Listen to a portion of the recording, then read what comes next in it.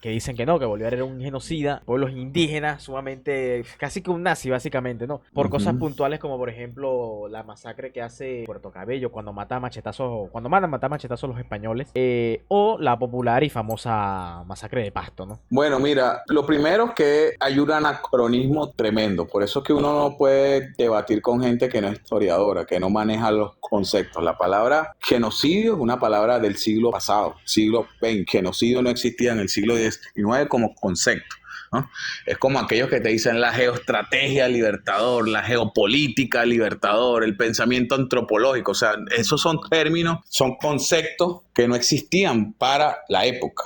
Genocidio es un término que no existía. Puede hablarse de masacre, matanza, pero genocidio, la palabra genocidio es una palabra del siglo XX, ¿no? Con la masacre de Pasto, ¿no? Bueno, primero vamos con la de Puerto Cabello, que no fue en Puerto Cabello, fue en La Guaira, que manda a fusilar a todos los españoles que estaban ahí, y eso que intercedió, intentó interceder por los españoles que estaban presos, el arzobispo Narciso Colli Prat, ¿no? Es cierto, Bolívar ordena que los maten a todos, ¿no? Pero recuérdate algo, estábamos en 1813, era una guerra de exterminio. Con esto no estoy justificándolo, es diferente a verlo en su contexto. Era una guerra a muerte. Oves también se metía en Valencia, mataba gente, violaba gente, Morales, o sea, era una guerra de exterminio, pero era más que una guerra. A ver, yo veo esto como una guerra más de tipo social. O sea, no te mato a ti porque seas republicano, porque seas contrario al rey, te mato a ti porque eres blanco. Has sido mi enemigo natural, mi enemigo histórico. Te mato porque eres blanco. Era una guerra más que todo racial, Claro. social. Y eso se vivía desde 1813. O sea, por ejemplo, el diablo briseño le daba ascenso a sus tropas por las cabezas, las manos que presentaban. O sea, el que te presentaba 4 manos le daba el cargo de capitán, el que te presentaba dos cabezas, el de coronel. Y así, o sea, es una guerra terrible, sin reglas, sin normas, sin convenciones, sin respeto a nada. Y se mantuvo así hasta el año 1820, cuando Bolívar y Morillo se sientan a pactar y bueno, mira, vamos a hacer la guerra que va a seguir siendo fea, pero bajo unas reglas. Pero es una guerra muerta, o sea, y aquí era una guerra de exterminio. Aquí Claro, no, muy era, pocos se tomaban prisioneros, muy pocos de parte y parte. o sea, eso De parte y demuestra, parte, no había ley, no había Estado. O sea, la ley la decidía el comandante. O sea, si tú le caías bien, si tú le dabas unos reales. O sea, aquí no había ley, aquí no había Estado, aquí no había absolutamente nada, ¿no? Era una guerra de exterminio, de matar al otro, de liquidar al otro, ¿no?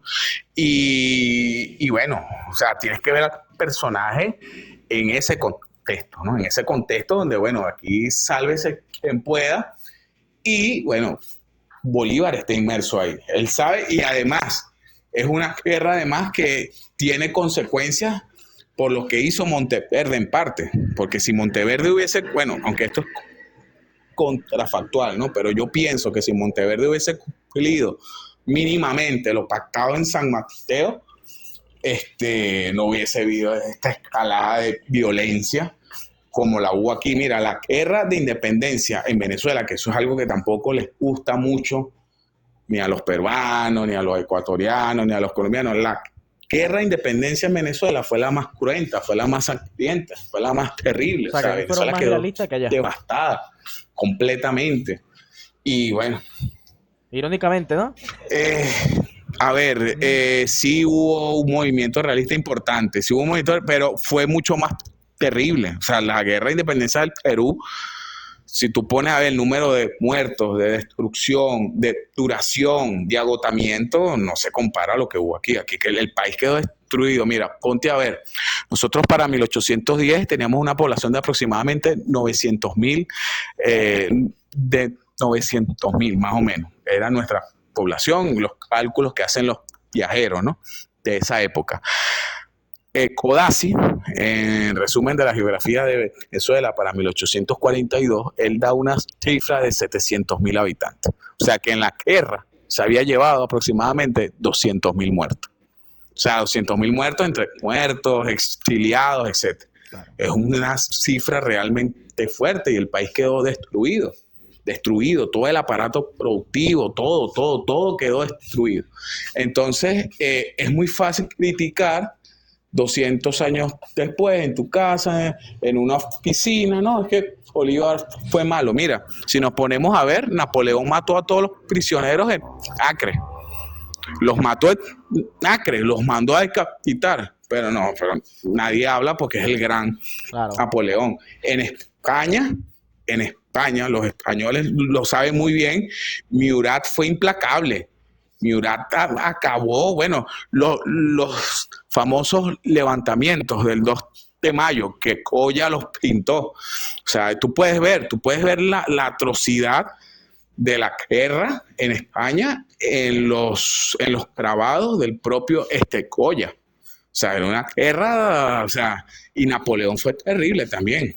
Napoleón, bueno, yo los invito, busquen qué hizo Napoleón con los prisioneros en Acre, en Siria. Los mató a todos. Entonces es muy fácil hacerlo así, o sea, con esto no lo estoy justificando, solamente estoy poniendo al personaje en su dimensión. Mira, la guerra saca lo peor y lo mejor de los seres humanos, o sea, eso es algo que está allí. Y con lo de Pasto sucede prácticamente lo mismo. Ok, nosotros no vamos a justificar una represión desmedida, pero en principio quienes llevan los actos es el batallón Rifles, ¿no? Que también estaría en el Perú. ¿Y por qué? Vamos a ver ahora las razones. No vamos a justificar, pero ¿por qué se hace esto? ¿Por qué se ejecuta esto? Bueno, Pasto históricamente fue una zona realista. Y fue realista hasta el año 26, 27, ¿no? Recuérdate que en esa zona no pudo Nariño no pudo en esa zona. De hecho, lo capturan en Pasto, en Popayán, y lo mandan preso a Quito, ¿no? Y después, históricamente, Bolívar tampoco pudo, venció al ejército de Basilio García Bomboná, con grandes pérdidas para él, pero bueno, se pudo hacerse con el terreno, entró a Pasto se rinde, acepta la capitulación, pero luego vuelven a apoyar las guerrillas de un personaje que también es muy poco conocido, muy poco estudiado, que es Agustín de Acualongo, que era precisamente un indígena que tenía guerrillas en favor del rey en Pasto y que estuvo haciéndole la vida imposible a los regimientos republicanos allí hasta el año 24.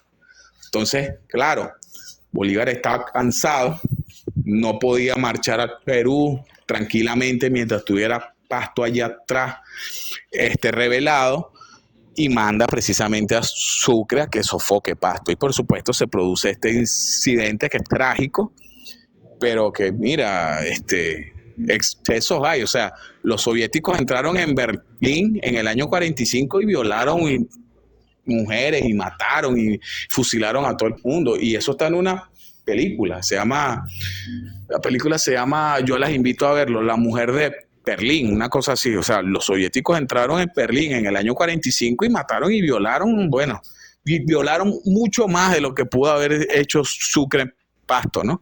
Y tanto es así que los alemanes preferían rendirse a los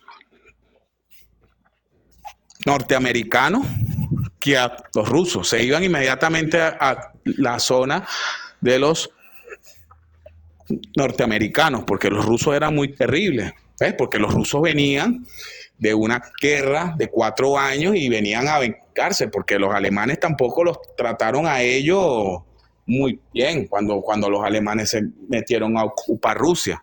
Entonces, es como te repito, pues, la guerra saca lo peor y lo mejor de los seres humanos durante el proceso. Así como un Schindler que protegió a los judíos, hubo, no sé, vamos a ponerte un nombre muy famoso, un Reinhard Heydrich, o sea, hay seres, la guerra saca lo mejor y lo peor, y tú tienes que ver a los personajes condicionados al momento en que y ven que es terrible, que es feo, que uno no va a justificar eso, sí, pero es que es una guerra. O sea, y la guerra aplica para los dos bandos. Los dos bandos cometían excesos, los dos bandos se metían en los pueblos, reclutaban personas a la fuerza, el que rehuía a la recluta lo buscaban y lo fusilaban, el que desertaba lo fusilaban, el que tenía reses se las quitaban, si había mujeres por ahí las violaban, o sea, era una guerra sin reglas. Claro, una salvajada. Entonces, o sea, antes de tú criticar solamente por criticar, por buscarle patas cortas a Simón Bolívar, tienes que entender el contexto en el que se están dando todos los acontecimientos.